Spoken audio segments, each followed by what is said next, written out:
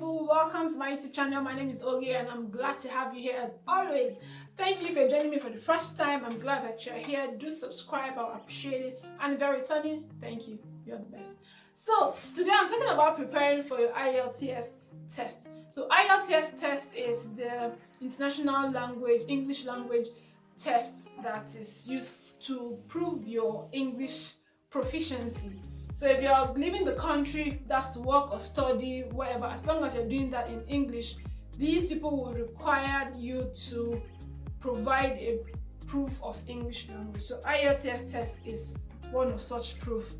Now, a lot of times this IELTS test or these tests generally, whatever it is, they're usually very scary. People just, when they just say, oh, we have exam, hey, your chest just keeps like So I think it's the same thing with this IELTS test, and people can generally get scared or anxious about the test. Now, I want to say that this test is nothing to be scared of. So the IELTS test is in two models. You have the academic model and the general training model. So if you're going to study, you will be taking the academic model. But if you're going for work, relocation, you're going to be taking the general training model. One thing that you should bear in mind is that this test is just to prove that you can speak and you understand the English language. Like if you're going to study, when you are being talked to in English, you understand. And if you are going to work, when you're having a communication in English, you understand. That's the basis of this test. Now the test generally is in 4 parts. You have the listening, speaking, writing, and reading. Generally, the listening, the speaking part and the other 3 parts would not be on the same day. They may be on the same day, but generally they're not usually on the same day. Usually on different days, maybe a week before, a few days before, whatever, or after. It's usually different days. Now, when you're preparing for your IELTS test, you need to know that overconfidence overconfidence is the recipe for failure. Now, because we're already an English-speaking country, I'm speaking as a Nigerian now, or if you're coming from an English-speaking country, there's usually the tendency to be overconfident. You know, it's ordinary English now, what's there? We'll pass it and go. There's this tendency to be overconfident. So it's important to remember that this is a test. But the anxiety alone can make you just go and misbehave, just go and scatter talk. But relax. When you go to write this test, relax. Take your time and relax. But before going to write this test, you need to prepare adequately. So for example, when I went to write my test, actually my speaking test, I completely forgot that I was supposed to have a test that day. I completely forgot. I was in the office when I saw my notification of a task I should have done, and I'm like, what? And I saw that I have a speaking test that I was already late for. So I just ran, I got there, and I explained to them what the situation was. I was very lucky that the woman who I met, she was really nice, and she helped me talk to one of the examiners, and they allowed me to still take the test. So I was really like all over the place when I got there. But bear in mind, it's just having a conversation. So for the speaking test, like I was saying, it's just to test your ability to carry on a conversation.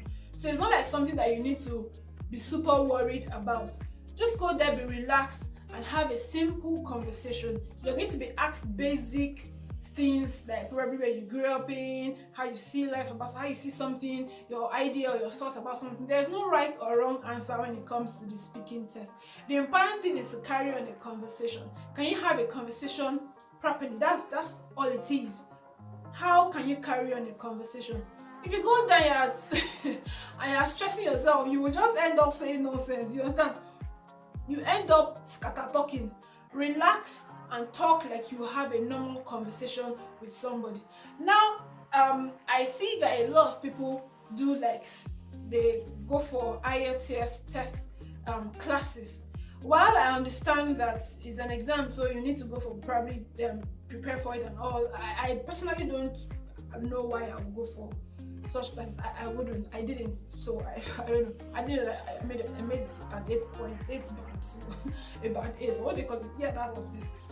I don't think I should go for those classes where I have to like pay so much money to attend a few classes for the exam. However, there are a lot of other resources that you can use to prepare yourself for it, because I believe that if you actually did study your BSc, for example, in English, or you did your secondary school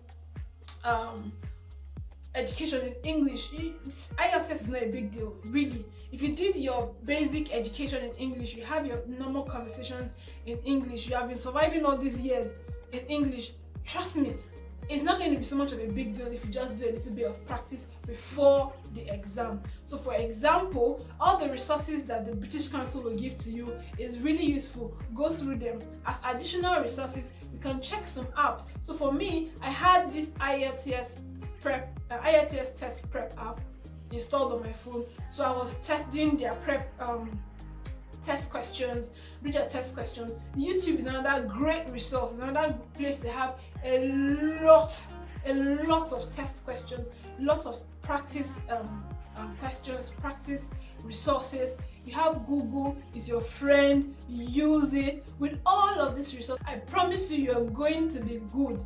If you're able to go through as many resources as possible, you're going to be good. The important thing is practice, practice, practice. For example, for the writing part, practice your writing. If you're already a great writer, oh great, you don't have a problem. Writing parts, usually most people have complained that that's the most difficult part. That's the part that is the most stressful.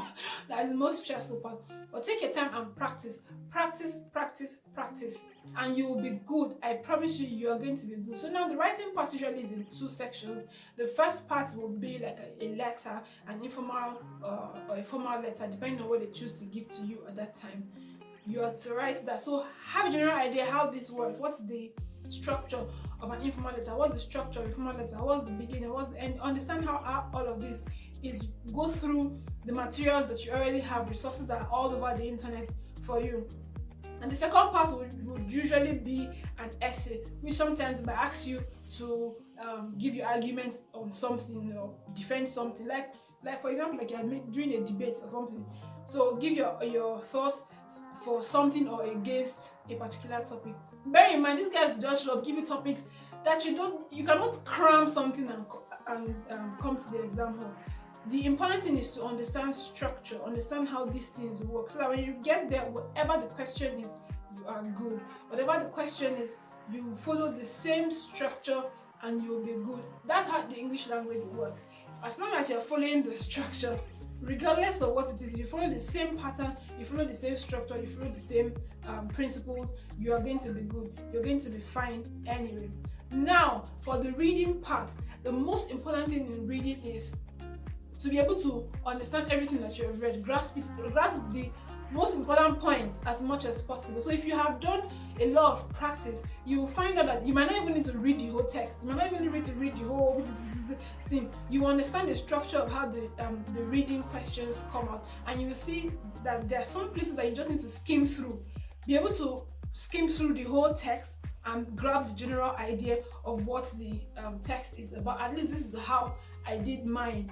I was able to quickly skim through the whole text that was given to understand the general idea, so that when I get a question, when I see the question, I can, in my mind, I already know this is the area this question is from, and I can go there and get the details.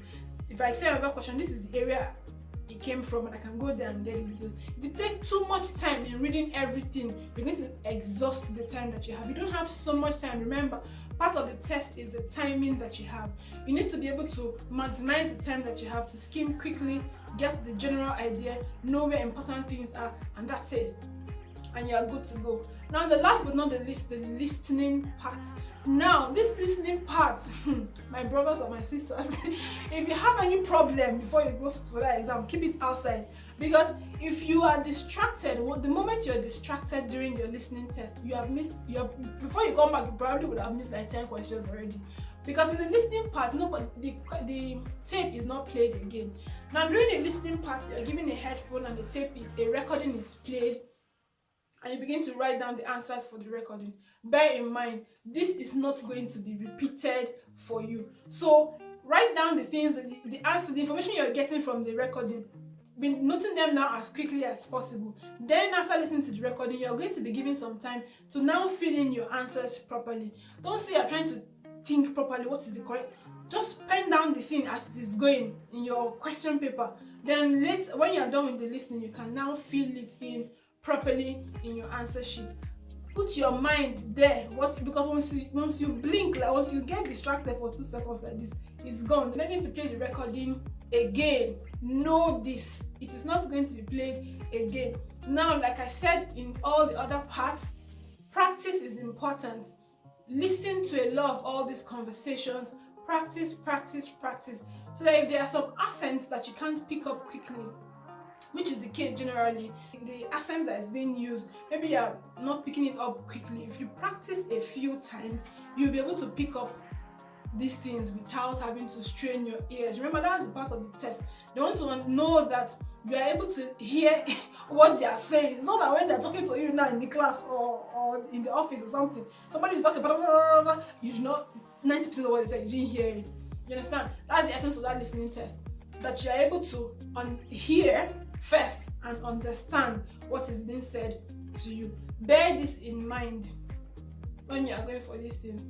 Your mind, keep it in the exam, or leave all your problems that you have, leave it outside, especially when you are doing this listening test.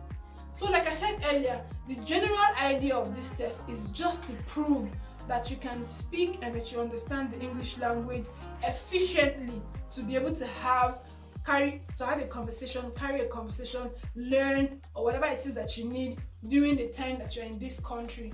So relax and prove this, because you already know it. You are probably already working here in English. You're probably already here. You've studied your bachelor's in English. So you, in actual sense, you do know these things, but you need to relax. You need to make sure that you're not putting yourself under undue pressure that will make you agitated, and then you have missed a lot of things. So like I said earlier, resources that are available are everywhere. You can have some apps that you can use while you're on the road or anywhere. Google is your friend. There's so many resources, practice questions and all that you need to go through. Use it. YouTube is your friend. Use it. If you choose to register for some classes, for physical classes that are being done all over the country, well, that's your prerogative, so use it as well if that is what you choose to do. But personally, I wouldn't do that. I'm not trying to spoil market for people that do that anyway, but I wouldn't do that personally, because what are they going to be teaching you there? They're probably going to just teaching you structure, English language structure, and all of that. I don't know what they teach there yet anyway, but I imagine that that's what is going to be taught. However, the truth is you probably already know this already. All you just really need to do is practice. All you need to do is understand how the questions come, probably how they're going to tell you there as well. So understand how the questions are being put, understand the structure of the whole test and all of that. And these information you have everywhere. This information, the British Council is going to give you a package that contains this information already. It's going to be useful, use it. And extra information that you're going to get, extra resources you're going to get from the internet, from Google, from YouTube, and from channels like mine. Use them and you're going to be fine. I promise you're going to be fine. So I hope this has been helpful in one way or another. Do give this video a thumbs up if you like it. Thank you so much for being here with me again. You have a fantastic week. Bye.